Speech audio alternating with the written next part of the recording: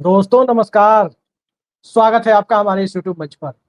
दोस्तों, जिस प्रकार से चुनाव आयोग के वोटर लिस्ट को सुधारने के नाम पर, स्पेशल रिवीजन के नाम पर जो एक बेतुका सा फरमान जारी किया गया, उस फरमान के बाद बिहार में जिस तरह की बेचैनी थी, उस बेचैनी को आज राजनीतिक दलों ने अपनी आवाज प्रदान की। मोटे तौर पर कहें तो विपक्ष ने अपनी आवाज प्रदान की, और जब विपक्ष ने अपनी आवाज प्रदान की, उसके बाद जो हालात बने, उन हालातों में बिहार बंद का आज आयोजन किया गया। बिहार बंद व्यापक रूप से सफल दिखाई दे रहा है। छोटे छोटे कस्बों से जो खबर आ रही है कि ये स्वतः स्फूर्त बंदी है, और जब ये स्वतः स्फूर्त बंदी है तो इस बंदी में कई जगह ट्रेनें रोकी गई, कई जगह नेशनल हाईवे को जाम किया गया। मेरी जानकारी के मुताबिक 12 जगहों पर नेशनल हाईवे को जाम किया गया है, 7 जगहों पर ट्रेनें रोकी गई है, रेल मार्ग ठप पड़े हुए हैं। और विपक्ष के नेता राहुल गांधी, बिहार विधानसभा में विपक्ष के नेता तेजस्वी यादव, ये सब पटना की सड़कों पर उतरे हुए हैं। सीपीआईएमएल के महासचिव दीपांकर भट्टाचार्य भी पटना की सड़कों पर है। लेकिन जिस तरह से लोगों में बेचैनी है, और लोगों में बेचैनी अपने लोकतांत्रिक अधिकार के प्रयोग के अधिकार को लेकर है, तो उन अधिकारों के बारे में जन जागरूकता को यदि विपक्ष अपनी आवाज दे रहा है, तो आगामी विधानसभा चुनाव किस दिशा में जाएगा, और आज के बंद के बाद क्या ज्ञानेश कुमार का आयोग अपना फरमान बदलने पर मजबूर होगा? इन सब परिस्थितियों पर चर्चा करने के लिए आज हमारे साथ मौजूद है वरिष्ठ पत्रकार और जाने माने राजनीतिक विश्लेषक, कई सारे न्यूज चैनलों में चैनल हेड जैसी महत्वपूर्ण भूमिका का निर्वाह कर चुके सतीश के सिंह जी, और बिहार में हमारे साथ दिल्ली से इसी काम के लिए बिहार गए, इसी प्रोटेस्ट को कवर करने के लिए बिहार गए वरिष्ठ पत्रकार ऋषि मिश्रा जी हमारे साथ है। तो सबसे पहले हम ग्राउंड जीरो पर ही चलते हैं, ऋषि जी के पास ही चलते हैं। ऋषि जी, पटना से लेकर मुजफ्फरपुर तक और बिहार के दूसरे हिस्सों से क्या खबरें हैं आपके पास? नहीं, देखिए अभिषेक जी, एसआईआर के जो विरोध में जो महागठबंधन के तरफ से जो आज बिहार बंद का आह्वान किया गया था, उसका व्यापक असर मुजफ्फरपुर से लेके पटना और बिहार के तमाम जिलों में देखने को मिला है। और सबसे इंटरेस्टिंग बात यह है कि देखिए, जो महागठबंधन के जो अलग अलग घटक थे, पूर्व में अलग अलग विषयों पे अलग अलग प्रोटेस्ट कर रहे थे। पहली एक ऐसा विषय आया है जिसपे महागठबंधन के तमाम जो घटक हैं संयुक्त रूप से प्रदर्शन किया है, और इसका मैसेज कहीं ना कहीं जनता के बीच में जाएगा। देखिए, एक बात तो आपको मानना होगा कि चुनाव आयोग ने जो तुगलकी फरमान जारी किया है, हिंदुस्तान के जो लोकतंत्र है उसका विश्व पटल में एक तरह से नाम लिया जाता है। वहां एकाएक बिना किसी से सलाह लिए, बिना राजनीतिक पार्टियों को कॉन्फिडेंस में लिए, बिना और पार्टी मीटिंग बुलाए हुए चुनाव आयोग एकाएक एसआईआर का निर्णय ले लेता है। आप देखिए, उन लोगों का परेशानी देखिए जो बिहार से बाहर रहते हैं। अभी जून जुलाई का मौसम है, लोग बाहर मजदूरी करने बाहर जाते हैं।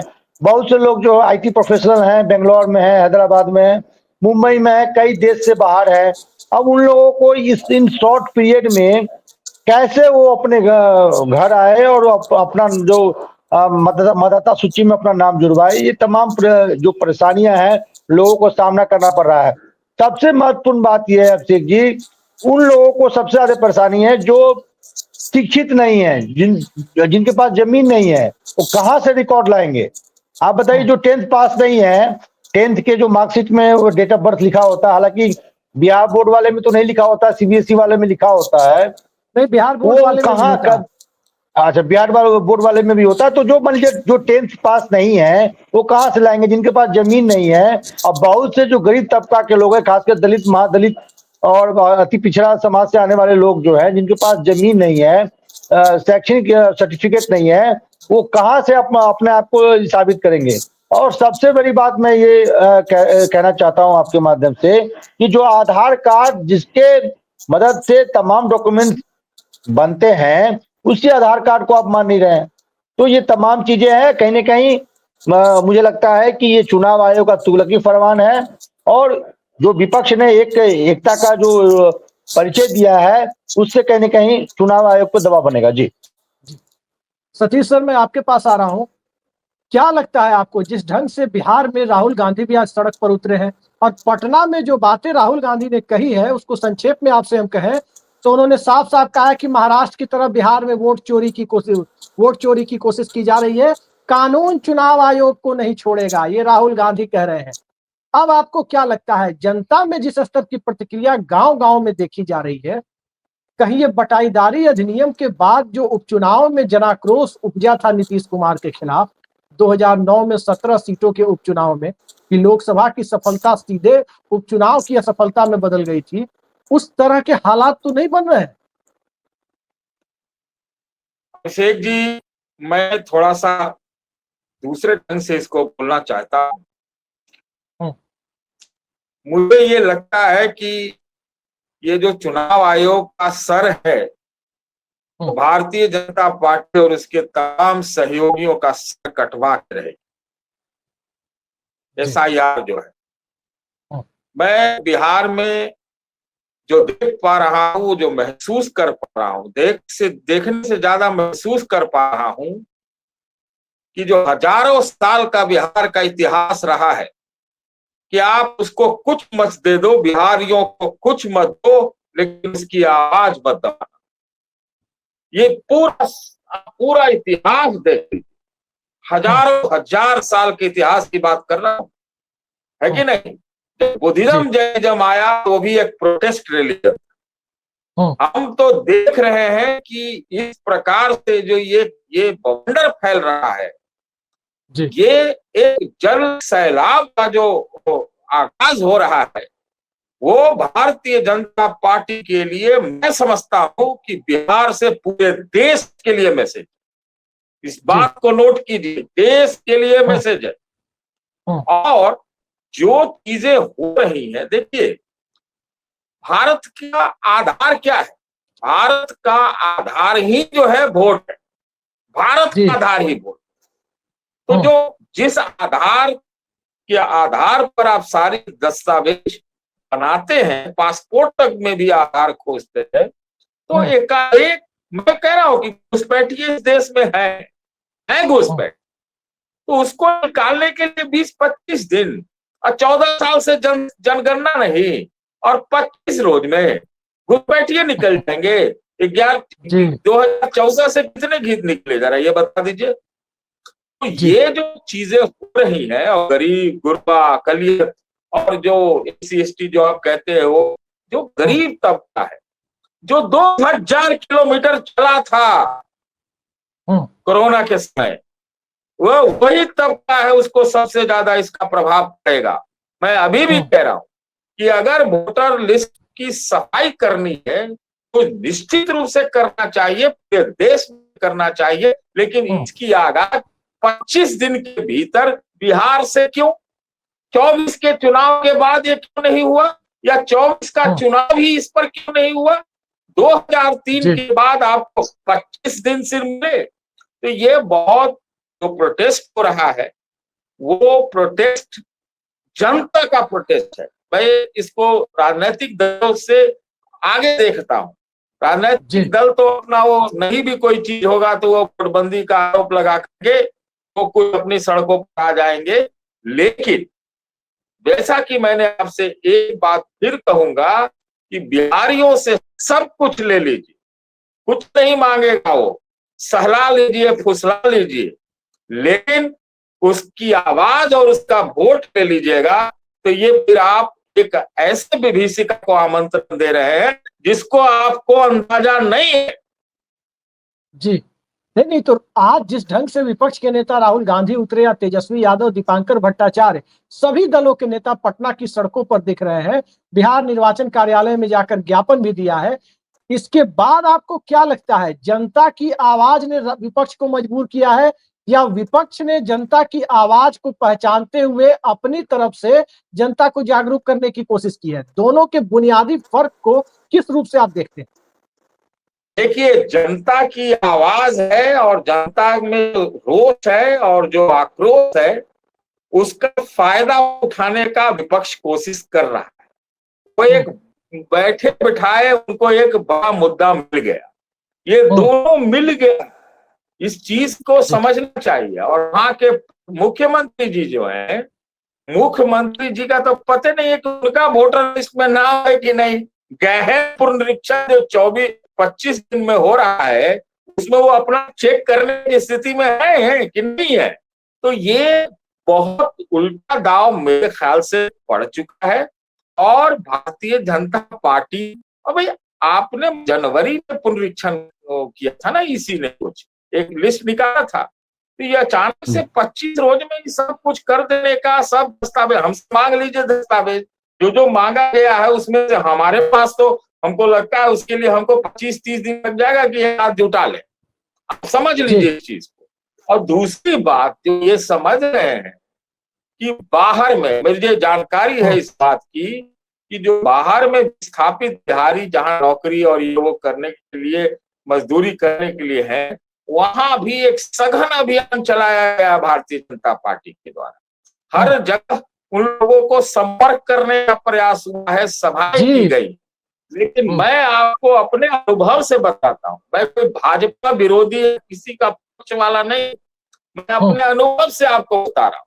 मैंने आपको अपने अनुभव से बताया था, पिछली बार आपने चर्चा की थी कि बिहार में ये जो है नाम है अपना महागठबंधन, वो बहुत खराब करेगी, वो ही हुआ।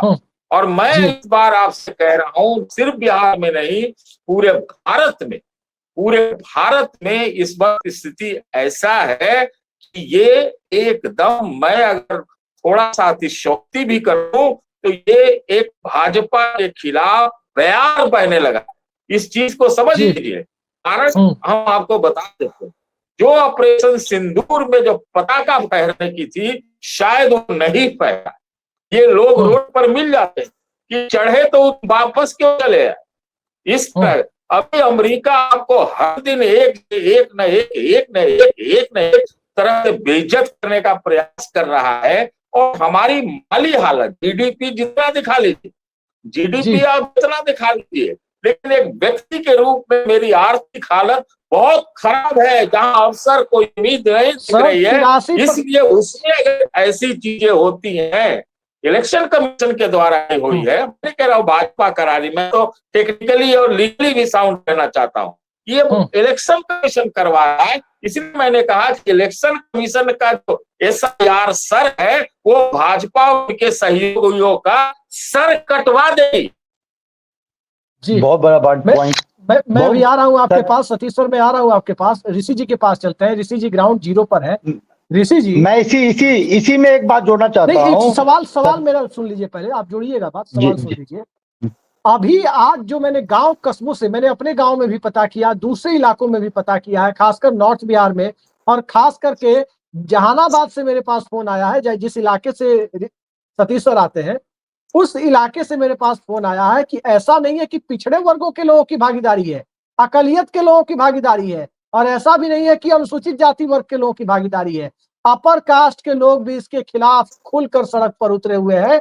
और ये विपक्ष का नहीं, जनता का प्रदर्शन जब बनता जा रहा है, तो आपको क्या लगता है, ये ज्ञानेश कुमार और उनके साथ जो दो और उनके सलाहकार हैं, एक जोशी जी हैं और एक और हैं, ये तीनों लोग जो बैठे हुए हैं, तो ज्ञानेश कुमार का ज्ञान चक्षु क्या आज खुल जाएगा, या उसके लिए भी वहीं से इशारा पाएंगे जहां पहले वो सचिव हुआ करते थे? देखिए, सतीश सर ने बहुत महत्वपूर्ण सवाल उठाया कि देखिए, बीजेपी, मुझे लगता है बीजेपी अपने पैर पे खुद कुल्हाड़ी मारने जा रही है। बीजेपी को लगता है कि उनका जो वोट बैंक है उसका तो मतदाता सूची में नाम आ जाएगा। मेरा इशारा किधर है आप समझ सकते हैं। लेकिन सवाल ये उठता है, क्या बीजेपी का जो कोर वोट बैंक है उसके सहारे कोई चुनाव जीता जा सकता है? बिल्कुल नहीं। आप जीताराम मांझी का वोट बैंक क्या है?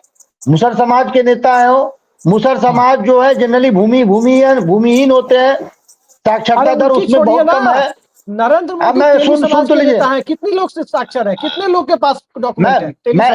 मैं बारी बारी सब पे आ रहा हूँ। देखिए, जीताराम मांझी इसको लेकर कुछ नहीं बोल रहे हैं। चिराग पासवान जो पासवान समाज के नेता है, 5.5% पासवान समाज के कारण आज उनकी प्रासंगिकता बनी हुई है। पासवान समाज में कितने परसेंट लोग हैं जो भूमिहीन है, साक्षरता दर वहां भी न के बराबर है।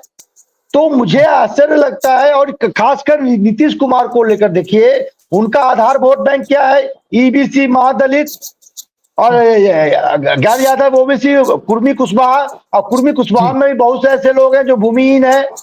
ये कहां से डॉक्यूमेंट्स लाएंगे? ये कहां से सर्टिफिकेट लाएंगे? ये बताइए ना, ये कहां से लाएंगे?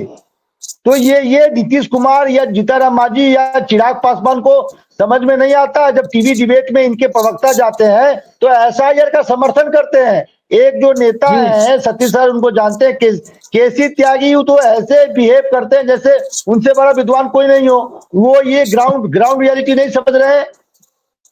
जी तो इसका नुकसान जो सतीश सर ने कहा कि जो एसआईआर का जो स्तर है, एनडीए के जो छोटे छोटे घटक दल हैं और जेडीयू जैसे बड़े घटक दल हैं, उनको साफ कर देगा। और जब जब ये घटक दल कमजोर होंगे तो बीजेपी ये ख्वाब में मुंगरी लाल के सपने मत पाले कि वो सत्ता में आ जाएंगे।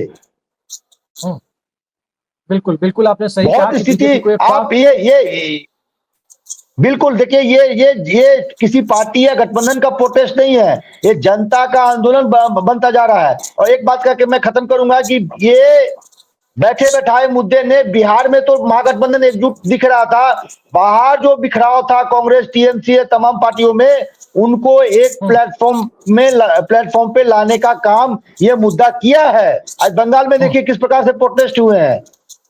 जी और बिल्कुल बिल्कुल। एक बात और कह दूं, एक बात और मैं कह दूं, पहलगाम के बाद, ऑपरेशन सिंदूर के बाद यदि आप बिहार हारते हैं तो इसका असर बंगाल पे भी पड़ेगा, इसका असर आपको उत्तर प्रदेश पे भी पड़ेगा। और बिहार, बंगाल, उत्तर प्रदेश हारेंगे तो मैं दावे के साथ कहता हूं कि ये जो दो जोड़ी पूरे देश को चला रहे हैं, अमित शाह, नरेंद्र मोदी, वो भी सत्तासीन नहीं रहेंगे। जी मैं आ रहा हूँ ऋषि जी, आपके पास में आ रहा हूँ, कुछ और जानकारी अभी लेनी है आपसे। सतीश सर, जिस ढंग से आज दिख रहा है कि लोग चुनाव आयोग को भी एक संवैधानिक और स्वायत्त संस्था की तरह नहीं, बल्कि नरेंद्र मोदी और अमित शाह की कथित तौर पर पिट्ठू संस्था की तरह देख रहे हैं। लोगों को लग रहा है कि ये भी उन्हीं के इशारे पर काम कर रहे हैं। और ये चीजें जो जनता के बीच में जा रही है, न सिर्फ समाज के दबे कुचले वर्ग के लोगों को, वंचित समाज के लोगों को, बल्कि समाज में साधन संपन्न माने जाने वाले और बौद्धिक होने का दावा करने वाले, इंटेलेक्चुअल कैपेबिलिटी से, एक स्वघोषित इंटेलेक्चुअल समाज से होने का दावा करने वाले लोगों के बीच भी ये असहज स्थिति उत्पन्न हो रही है। अब क्या लगता है आपको, इस असहज स्थिति के बीच में क्या एनडीए गठबंधन, जो मुख्यमंत्री के चेहरे पर जहां पहले ही सवाल है कि कौन होंगे मुख्यमंत्री, अब नेता के साथ यदि नियत और नीति पर भी सवाल खड़ा हो जाए, तो नेता, नीति और नियत तीनों जब चुनाव में कसौटी पर हो, तो इस चुनाव के पहले किस तरह की पृष्ठभूमि बनती है, आप देख रहे हैं? देखिए, सबसे पहले तो उसी से पकड़ लेता हूँ, नेता, नीति और नियत। नेता, नीति और नियत, ये तीन चीज कह रहे हैं ना, ये तीनों पर सिर्फ गोल हो रहा है एनडीए का। इसी से आप समझ सकते हैं कि नियति क्या है। आप इसके हम विस्तार में नहीं जा रहे। नेता, नीति और नियति, नियति क्या होगा तो आपको पता है क्या होना है। मैं तो इसको इस ढंग से देख पा रहा हूं, जो कुछ भी अभी हो रहा है, आप ध्यान से सुनिए और इस पर लगातार सबको सोचना चाहिए कि मोदी जी का रेजिम, जो मोदी जी का जो शासनकाल है, जो मोदी जी का लार्जर देन लाइफ एकदम तो इतना बड़ा मैस्कॉट पूरे दुनिया में बन गया, उसके सामने असाधारण, अप्रत्याशित विश्वसनीयता, मेरा शब्द है विश्वसनीयता का घनघोर संकट पैदा हो, घनघोर संकट पैदा हो।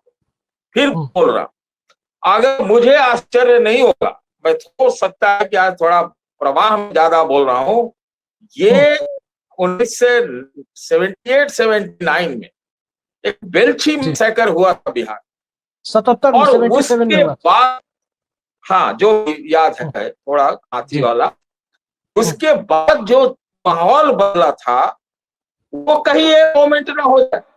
आप इसको नोट कीजिए, मतलब हल्के में मत लीजिएगा जो मैं कह रहा हूँ जी। और व्यापक असर है, बोला ना कि विश्वसनीयता संकट में पड़ जाता है, और देश में अगर कोई एकदम से बहुत तो खुशहाल नहीं हो, तो नौकरी नहीं हो, रोजगार नहीं हो, महंगाई इतना मार कर रहा हो, और तरह तरह के आपके पास सामने चुनौतियां हो, तो सारी चीज मिलके कॉकटेल बना देता है।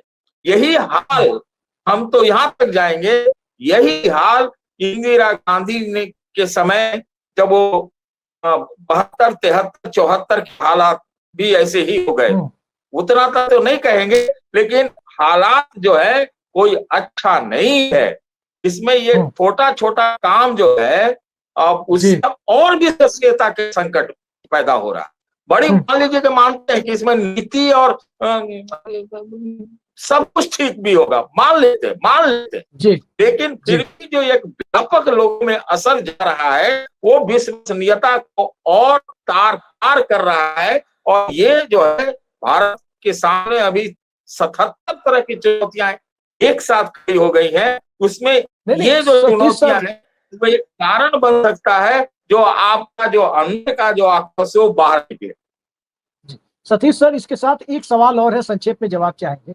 क्या इसने राहुल गांधी की स्वीकार्यता जो लोकसभा चुनाव में काफी बढ़ी थी, उस स्वीकार्यता को अब जमीन पर पहुंचाने में एक बड़ी भूमिका इस आंदोलन ने निभाई है? जो भारत यात्रा ने जो नहीं किया, क्या उससे ज्यादा बड़ा आज किया है जिस ढंग से वो फ्रंट से लीड करते हुए नजर आए हैं? देखिए, मैं ये नहीं कह रहा हूं, मैं राहुल गांधी ने जो भारत जोड़ो यात्रा से देश में विपरीत परिस्थितियों में एक वैकल्पिक पूरा सब कुछ तंत्र खड़ा किया, नेगेटिव खड़ा किया और एक बुलंद आवाज दी, इसके बाद ये लोग थोड़ा ढीले पड़ गए। लेकिन मैं नहीं कह रहा हूं कि वो पटना में गए रोड पर और भाषण दे दिया इससे, लेकिन परिस्थितियां ऐसी हैं कि वो जो है जनता के हीरो बनाए जा सकते हैं। नंबर 1। नंबर टू देखिए, हमें बार बार आजकल डिबेट्स में कह रहा हूं कि सीजर की पत्नी को, लुगाई को संदेह के ऊपर होना चाहिए। चुनाव आयोग की बात कर रहा हूं। तो ये चुनाव आयोग पर गलत या सही तरह तरह के आरोप और संदेह तो लगातार खड़े हो रहे हैं। महाराष्ट्र का जो भूत था, जो चिन्ह था, उसका पूरी तरह से संतुष्टि से अगर संतुष्ट कर देते वो राहुल गांधी को, तो फिर राहुल गांधी ने आज भी यही बात तो पटना में कही है। भाई निपटारा होना चाहिए ना, आपको अपनी विश्वसनीयता स्थापित रखना, उसको पुनर्जीवित करना, ये तो और खत्म होती जा रही है। जी निश्चित तौर पे बहुत बड़ी बात आप कह रहे हैं कि खत्म होती जा रही है। आखिरी सवाल के लिए ऋषि जी मैं आपके पास आ रहा हूं, क्या लगता है आज के बाद विपक्षी एकजुटता का भी तो एक संदेश गया है, और उस संदेश के बाद चुनाव के पहले ये अभूतपूर्व समर्थन विपक्ष को मिलता हुआ दिखेगा। जनता विपक्ष को अपने मुद्दे के साथ जुड़ता हुआ सार्वजनिक तौर पर देखेगी। मैं आ रहा हूं सतीश सर, अभी आपके पास आ रहा हूं। जुड़ता हुआ सर कुछ कह रहा है जी, उनसे पहले सवाल मैं आपसे ले रहा हूँ। नहीं, पहले आप ऋषि जी बोल लीजिए। ठीक, ऋषि जी पहले बता दीजिए, आपकी जनता और विपक्ष का मुद्दा जब एक होता हुआ नजर आ रहा है, तो क्या लगता है आपको 2.5 महीने से भी कम समय, शायद 2 महीने समय है अब बिहार में कोड ऑफ कंडक्ट लगने में, और उसके बाद परिस्थितियां कैसे दिखाई दे? देखिए, बात करें तो देखिए, बिहार सरकार की जो लीडरशिप है उसको लेकर पहले से संशय है। लॉ एंड ऑर्डर की स्थिति आपने देखा, उसके बाद ऐसे स्थिति में और तमाम जो सर्वे आ रहे हैं, तमाम जो ये देख रहे हैं, ट्रैकर देख रहे हैं, उसमें महागठबंधन को लीड दिखाया जा रहा है। उस परिस्थिति में एक बैठे बैठाए मुद्दे दे देना, जहां विपक्ष को आप एकजुट करते हुए नजर आ रहे हैं। ये मुद्दा कहीं ना कहीं आपने पहली बार देखा होगा कि ऐसे उसी प्रोटेस्ट में राहुल गांधी ने भाग लिया है, जहां तमाम ओपोजिशन पार्टी के एलायंस पार्टनर मौजूद है। किसी रोड पे इस प्रकार के प्रोटेस्ट करते हुए पहली बार आपने देखा है। और मैंने शुरू में ही कहा, बिहार में तो मोटा मोटी आप देखिए महागठबंधन में एकजुटता थी।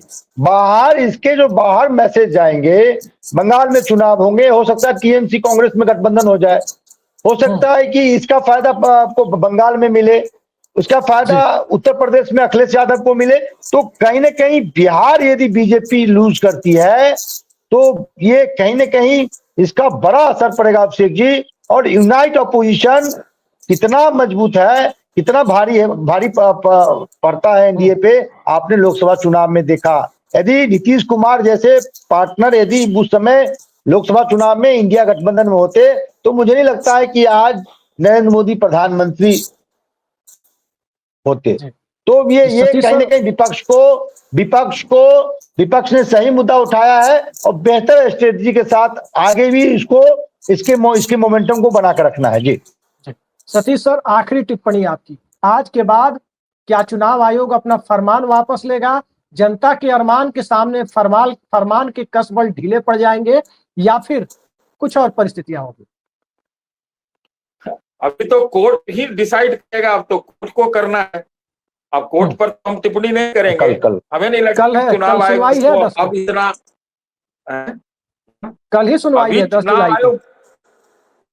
हाँ 10 जुलाई को चुनाव आयोग अब इसको वापस नहीं ले सकता, उनकी मजबूरी है। तो अगर वापस लेना तो बहुत बड़ा ऐतिहासिक फैसला हो जाएगा, वो नहीं लेगी।